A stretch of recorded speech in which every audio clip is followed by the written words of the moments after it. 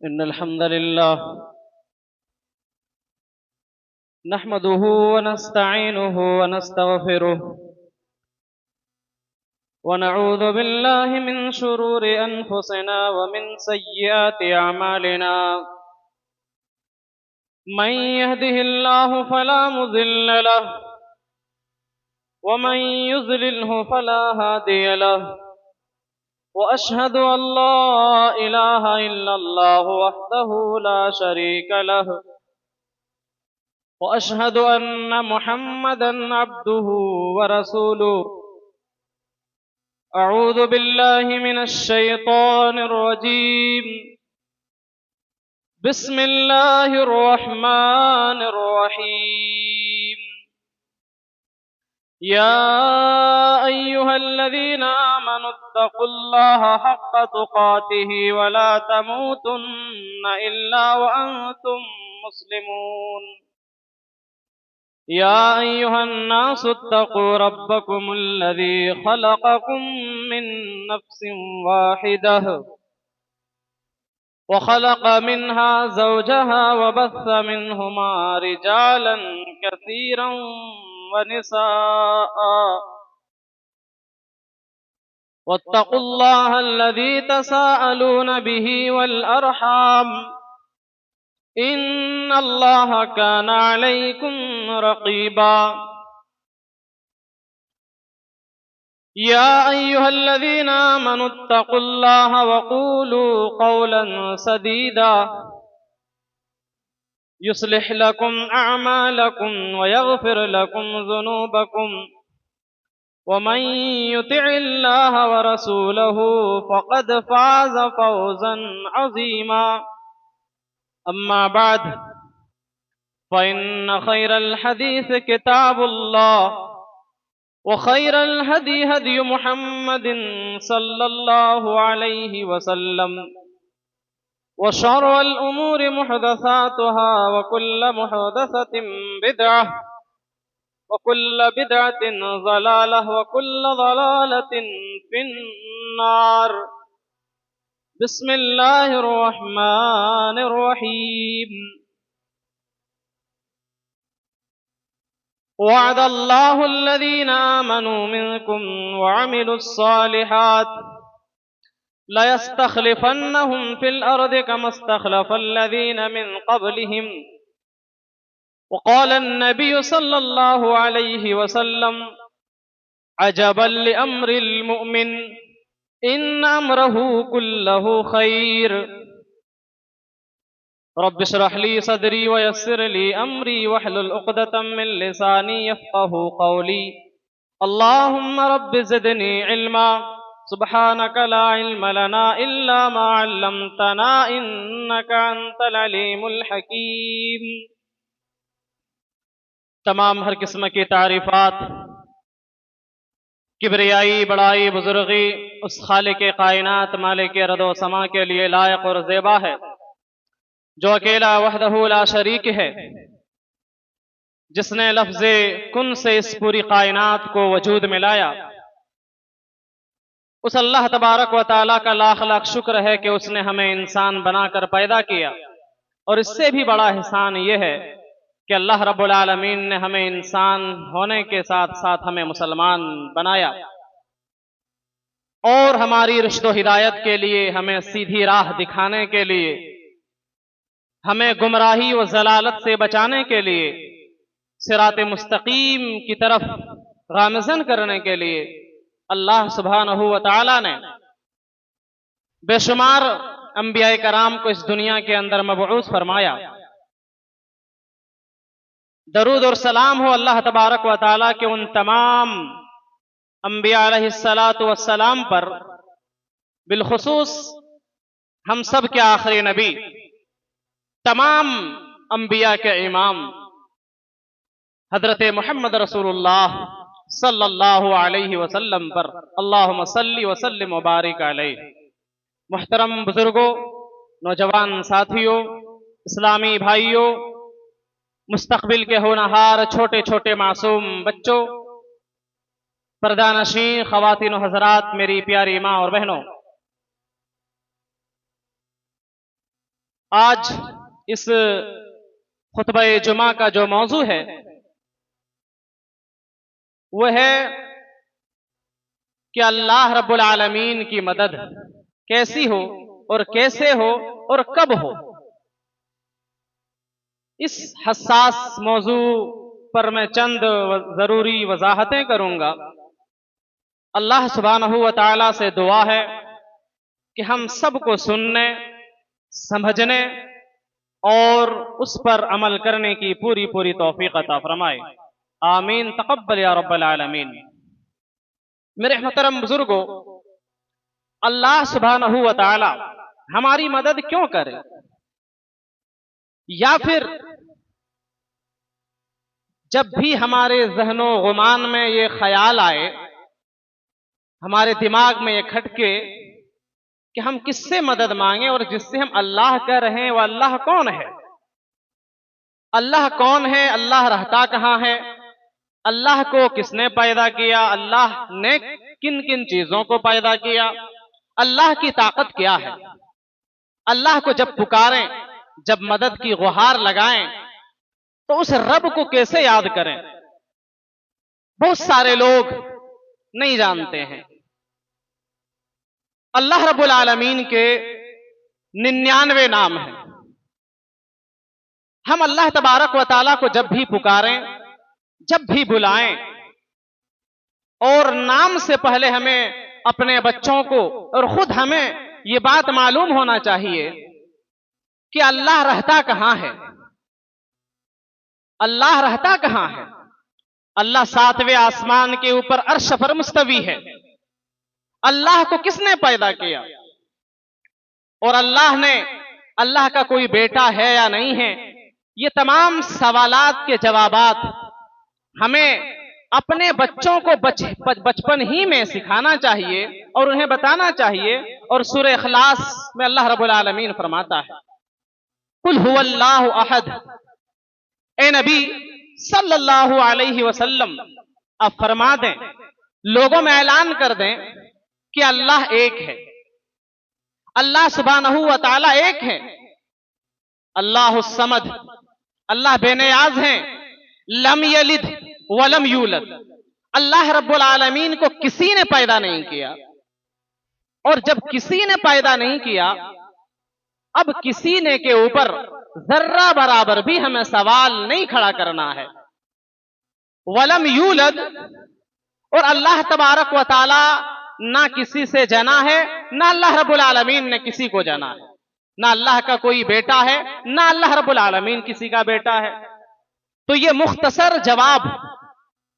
اللہ رب العالمین نے قرآن کریم میں دیا ہے۔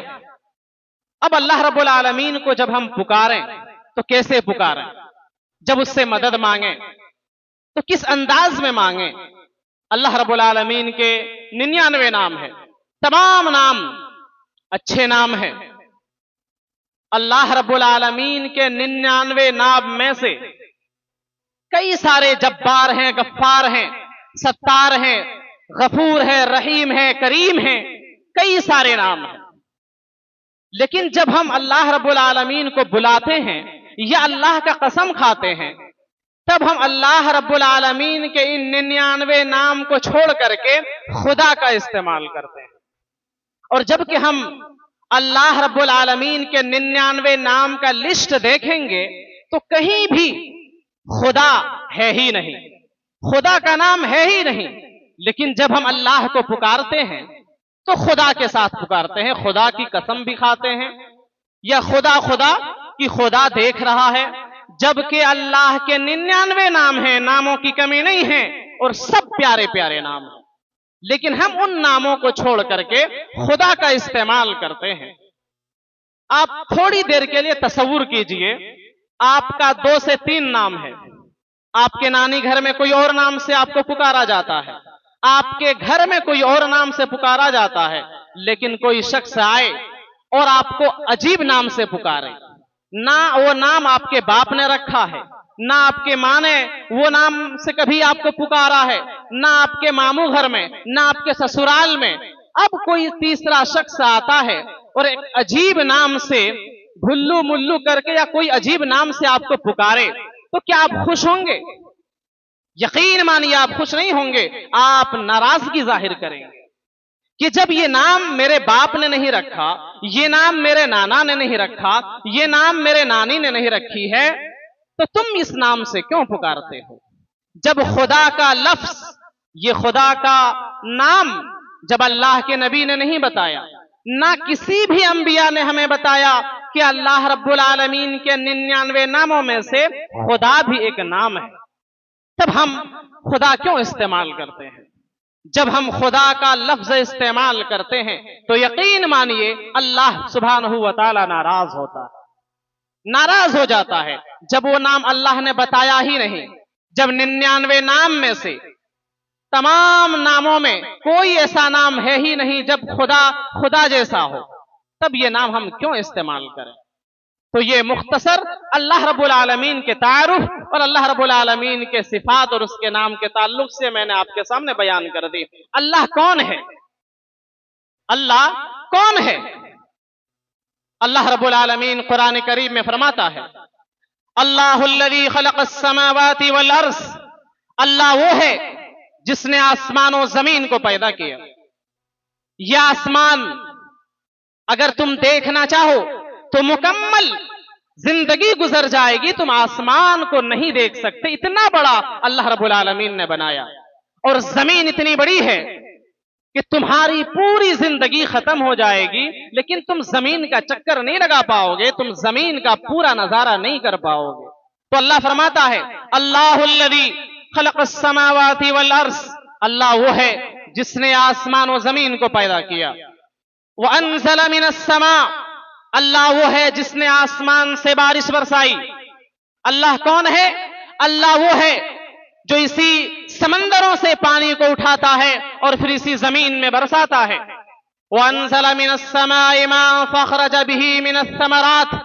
اور اللہ رب العالمین وہ ہے جو اس زمین سے پھلوں کو اگاتا ہے، سبزیوں کو اگاتا ہے۔ صرف ایک دانے کی حیثیت آپ دیکھیے،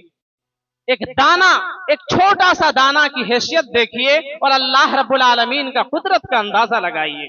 ایک امرود کا پیڑ ہے، ایک امرود کا بیج لیجئے، ایک سیب کا بیج لے لیجئے، آپ ایک املی کا بیج لے لیجئے، آپ ایک نیم کا بیج لے لیجئے،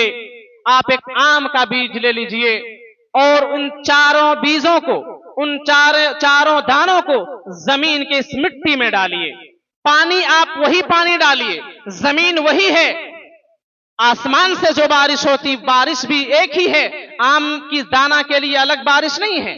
یا کھجور کے لیے الگ نہیں ہے، پانی وہی، زمین وہی، مٹی وہی، آب و ہوا وہی، لیکن ایک دانے کی حیثیت اور اللہ رب العالمین کے قدرت کاملہ دیکھیے، زمین وہی ہے، مٹی وہی ہے، پانی وہی ہے، سب کچھ وہی ہے، لیکن اللہ تبارک و تعالی کی قدرت کاملہ دیکھیے کہ ایک دانے میں کوئی کھٹا ہو جاتا ہے تو کوئی میٹھا ہو جاتا ہے تو کوئی تیکھا ہو جاتا ہے تو کوئی ہرا ہوتا ہے، کوئی سادہ ہوتا ہے، کوئی گلابی ہوتا ہے۔ یہ تمام کلر، یہ تمام ذائقہ، یہ تمام انداز اللہ رب العالمین ایک دانے سے پیدا کرتا ہے، کسی انسان میں یہ قوت ہو ہی نہیں سکتا ہے۔ تو وَأَنزَلَ مِنَ السَّمَاءِ مَاءً فَأَخْرَجَ بِهِ مِنَ الثَّمَرَاتِ رِزْقًا لَكُمْ، اللہ وہ ہے جو زمین میں سے کئی کلومیٹر دور، کئی ہزار کلومیٹر دور آسمان میں ایک چمکتا ہوا سورج کو مقرر کیا ہے، وَسَخَّرَ لَكُمُ اللَّيْلَ وَالنَّهَارَ،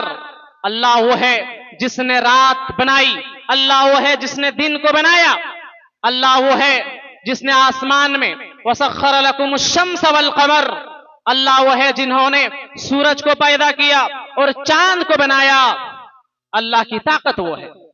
تو اللہ رب العالمین کے ان نعمتوں کو اوپر جب ہم نظر دوڑاتے ہیں اور اللہ تبارک و تعالیٰ کے ان تمام مخلوقات، چاہے سمندر ہو، چاہے انسان ہو، چاہے درخت ہو، چاہے پہاڑ ہو یا کوئی بھی ہو، جب ہم نظر دوڑاتے ہیں یا اپنے جسم کے اوپر نظر دوڑاتے ہیں، جس سے ہم دیکھتے ہیں، جس سے ہم سنتے ہیں، جس سے ہم بولتے ہیں، جس سے ہم سوچتے ہیں، ان تمام کے اوپر جب ہم نظر دوڑاتے ہیں اور اللہ رب العالمین کا شکریہ ادا کرتے ہیں تو اللہ رب العالمین ہمیں غیب سے مدد کرتا ہے۔ यानी अल्लाह के नेमत को पाने के बाद उनका शुक्रिया अदा करना, उनका नाम लेना, एहसान मंद अपने आप को मानना कि अल्लाह रब्बुल आलमीन ने हम पर ये बहुत बड़ा एहसान किया है, तो गोया अल्लाह हमारी गैब से मदद करता है। अल्लाह रब्बुल आलमीन कुरान करीम में फरमाता है, वइज़ तअज़्ज़न रब्बुकुम लइन शकरतुम लज़ीदन्नकुम व लइन कफरतुम इन्न अज़ाबी लशदीद। अल्लाह फरमाता है सूरह इब्राहिम सूरह नंबर 14 आयत नंबर 7 में, वइज़ तअज़्ज़न रब्बुकुम, ए मेरे बंदो मैंने तुझे जो कुछ दिया है, हमने तुझे जो कुछ दिया है,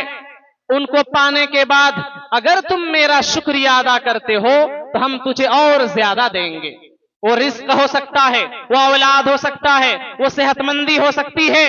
कुछ भी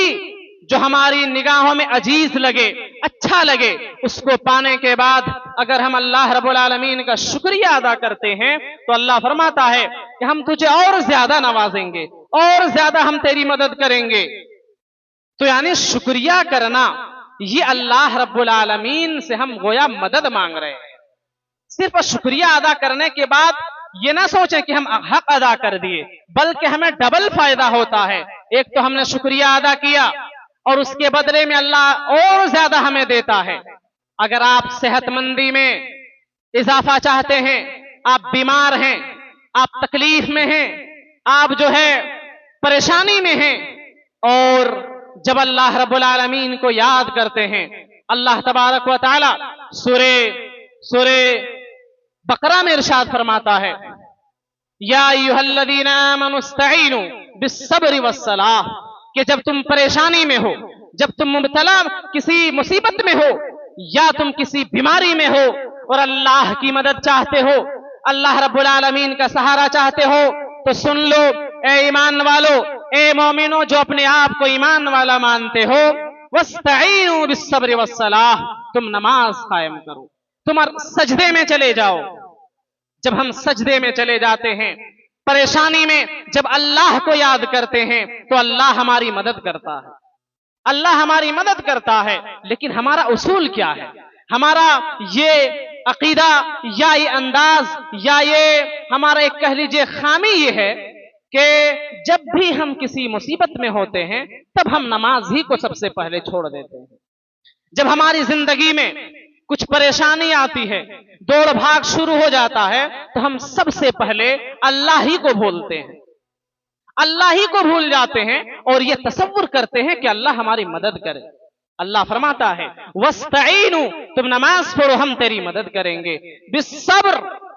और किसी भी मुसीबत में किसी भी परेशानी में तुम सब्र से काम लो, तुम इंतजार करो अल्लाह रब्बुल आलमीन की मदद का। लेकिन हम हड़बड़ी में जल्दबाजी में कोई ऐसा काम कर जाते हैं तो बजाय मदद के और ज्यादा हम मुसीबतें अपने ऊपर मोल लेते हैं। तो नमाज से और सब्र से अल्लाह रब्बुल आलमीन की मदद हासिल की जा सकती है। और अल्लाह रब्बुल आलमीन के आखिरी पैगंबर हजरत मोहम्मद रसूलुल्लाह सल्लल्लाहु अलैहि वसल्लम फरमाते हैं, सही मुस्लिम की हदीस से, हदीस के रावी सुहैब बिन रोमी रज़ी अल्लाह तआला अन्हु है, हदीस नंबर 2999 है। फरमाते हैं अजबल लिअम्रिल मुमिन इन अमरहु कुल्लहु खैर, मोमिन का मामला बड़ा अजीब है, मोमिन का मामला बड़ा अजीब है। वलैसा ज़ालिका लिअहदिन इल्ला लिलमुमिन, और हर उनका मामला इन अमरहु कुल्लहु खैर, मोमिन का कुछ भी कंडीशन पैदा हो जाए, किसी भी स्थिति में चला जाए, हर कंडीशन हर वक्त उनके लिए खैर बन जाता है, उनके लिए अच्छा हो जाता है। वलैसा ज़ालिका लिअहदिन इल्ला लिअम्रिल मुमिन, के ये सिफत सिर्फ मोमिनों में होता है कि बीमारी में है तब भी खुश हैं, तब भी सब्र कर रहे हैं, और जब उन्हें अल्लाह तबारक व तआला कोई नेमत से नवाजे, जब अल्लाह रब्बुल आलमीन कुछ उन्हें दे तो अल्लाह रब्बुल आलमीन का शुक्रिया अदा करते हैं और ज्यादा वो खुशी का इजहार करते हैं। अजबल लिअम्रिल मुमिन इन अमरहु कुल्लहु खैर वलैसा ज़ालिका लिअहदिन इल्ला लिअम्रिल मुमिन इन असाबतहु सर्रा फकान खैरन लहु, जब उन्हें कोई खुशी पहुंचती है, بہت دن سے انتظار کرتا ہے، تو کچھ دن کے بعد، کچھ عرصہ بعد جب انہیں اولاد سے نوازا جاتا ہے، یا جب وہ غریبی میں جی رہا ہوتا ہے اور اللہ رب العالمین جب انہیں رزق سے نوازتا ہے، تو وہ رزق کو پانے کے بعد یا اولاد کو پانے کے بعد یا خوشی کو پانے کے بعد وہ کیا کرتے ہیں؟ شاکارا فکان خیر اللہ، وہ اللہ کا شکریہ ادا کرتے ہیں، وہ اللہ کو یاد کرتے ہیں، اور اللہ کو جب وہ یاد کرتے ہیں نعمت کو پانے کے بعد، تو اللہ رب العالمین اس کی خوشی میں اور زیادہ اضافہ کر دیتا ہے، اور ہر جانب سے اللہ رب العالمین اس کی مدد کرتا ہے۔ اور مومن کی صفت یہ بھی ہے، مومن کی صفت یہ بھی ہے، ذرہ جب انہیں کوئی ضرر پہنچتی ہے، جب وہ تکلیف میں ہوتا ہے، جب وہ بیمار پڑتے ہیں یا نا امیدی کے شکار ہونے والے ہوتے ہیں، تو وہ اللہ کی رحمت سے مایوس نہیں ہوتے، بلکہ صبر فکان خیر اللہ، ان کے لیے جب وہ صبر کرتے ہیں، جب وہ صبر سے کام لیتا ہے، تو اللہ رب العالمین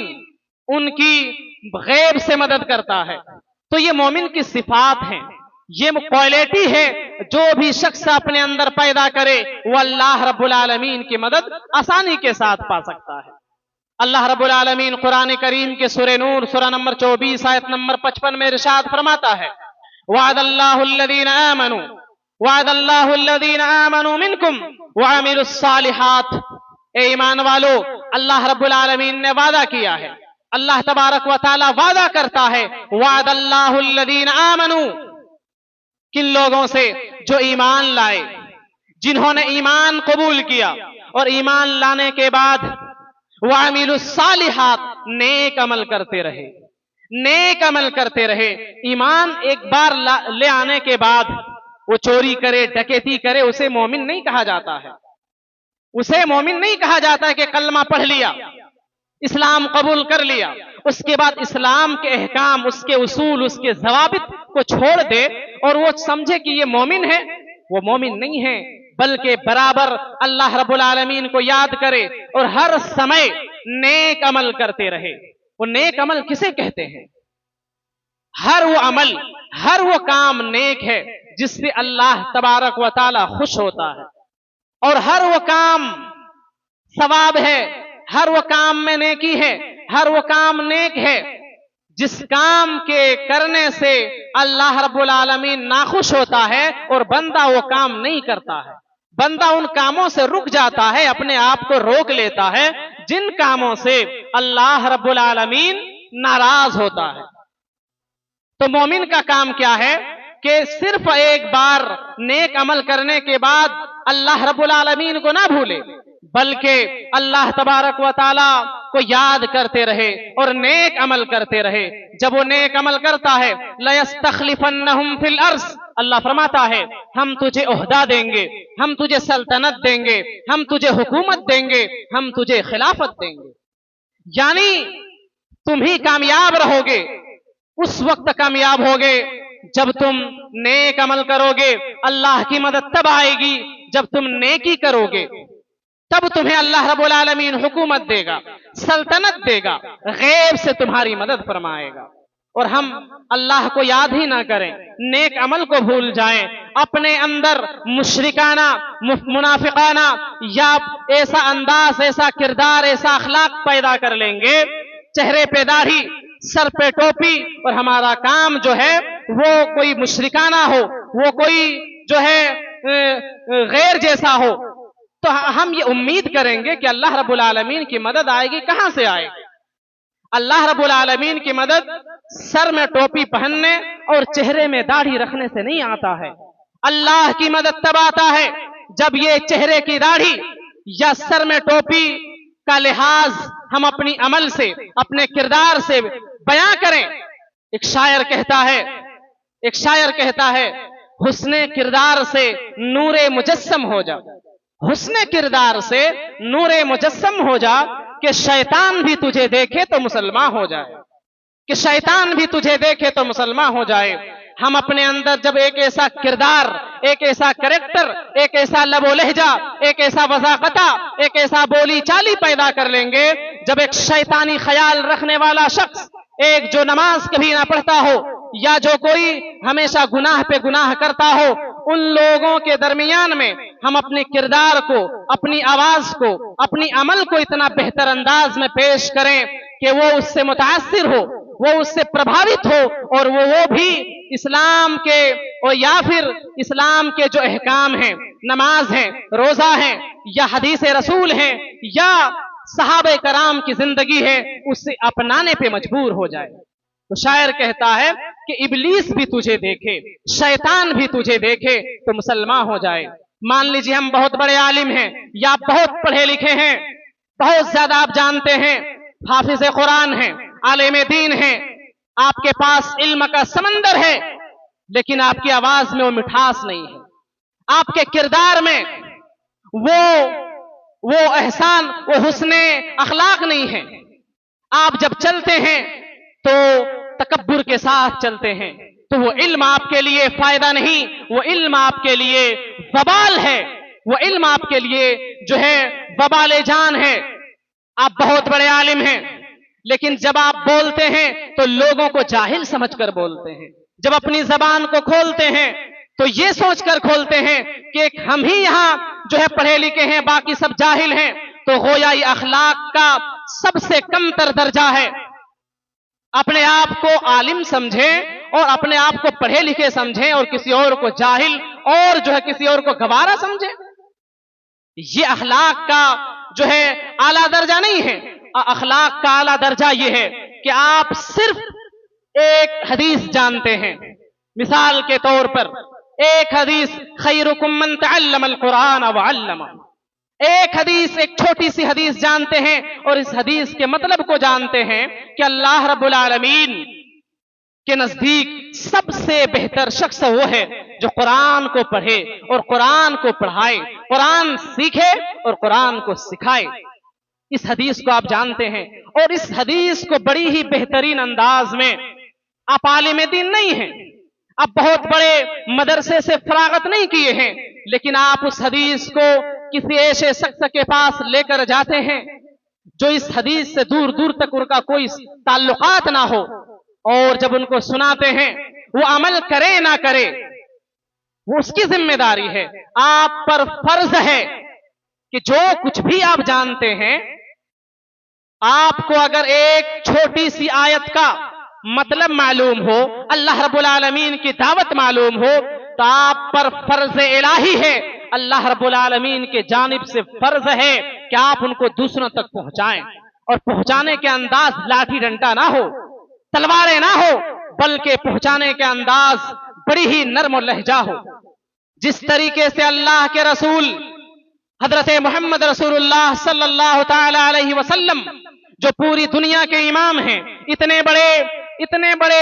درجے پر اللہ تبارک و تعالیٰ کی آخری پیغمبر فائز ہیں، اگر ہم ایک لائن میں کہیں تو اللہ تبارک و تعالیٰ کے بعد، اللہ سبحانہ و تعالیٰ کے بعد سب سے بڑا درجہ کسی کا ہے، سب سے بڑا مقام کسی کا ہے تو جناب عربی محمد رسول اللہ صلی اللہ علیہ وسلم کا ہے۔ سب سے بڑا درجہ پوری عالم انسانیت میں، پورے انبیاء کرام میں، پورے عالم دین میں، پورے بزرگان، پورے تمام کے تمام صحابہ کرام میں، تمام کے تمام جو اپنے آپ کو بہت بڑا نیک مانتا ہو، اللہ کے نبی کا مقام اگر سب سے بڑا ہے تو اللہ رب العالمین کے بعد وہ مقام ہے جو اللہ رب العالمین نے اپنے آخری پیغمبر حضرت محمد رسول اللہ صلی اللہ علیہ وسلم کو دیا۔ جب وہ نبی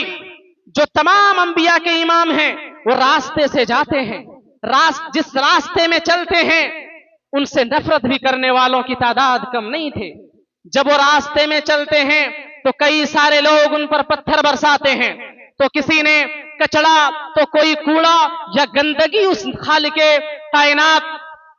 کائنات کے آخری پیغمبر پر، جس سے اللہ رب العالمین سب سے زیادہ محبت کرتا ہے، اس نبی کے اوپر کسی نے کوڑا ڈالا تو کسی نے پتھروں سے مارا۔ کیا اس نبی نے کبھی بدلہ لینے کی کوشش کی؟ نہیں کی۔ راستے میں کبھی کسی بڑھیا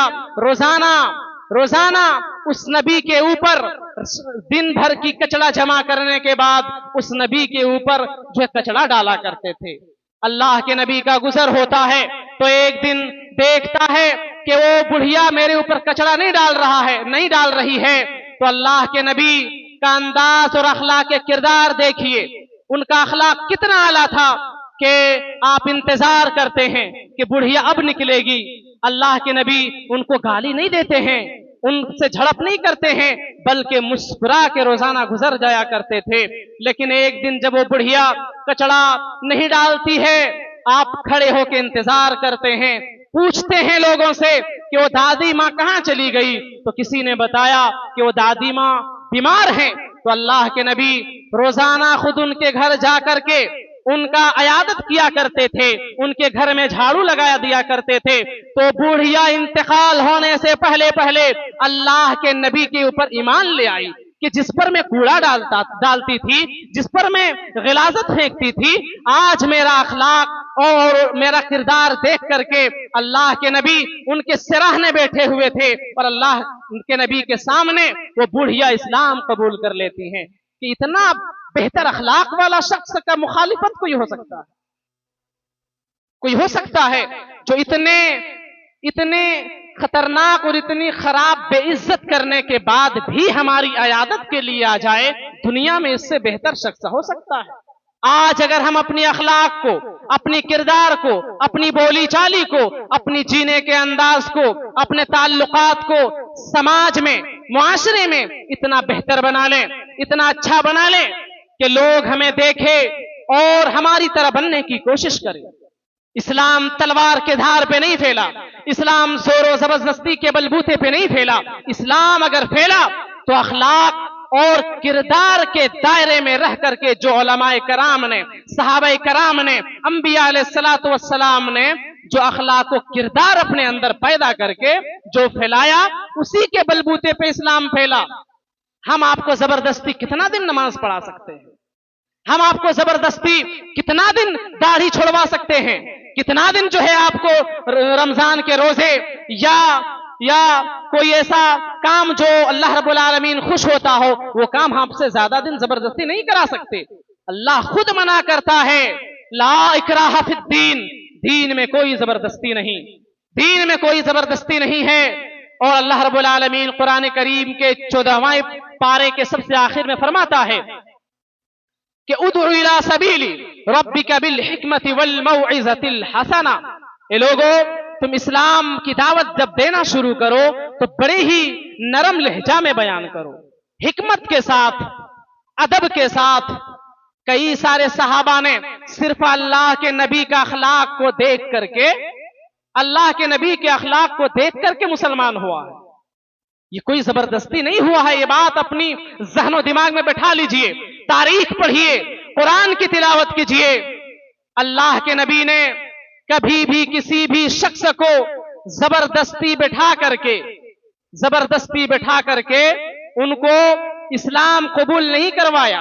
ان کو نماز کی دعوت دی تو زبردستی نہیں دیا، بلکہ ایک دیہاتی شخص، ایک جاہل شخص آتا ہے اور مسجد میں پیشاب کرنا شروع کر دیتا ہے،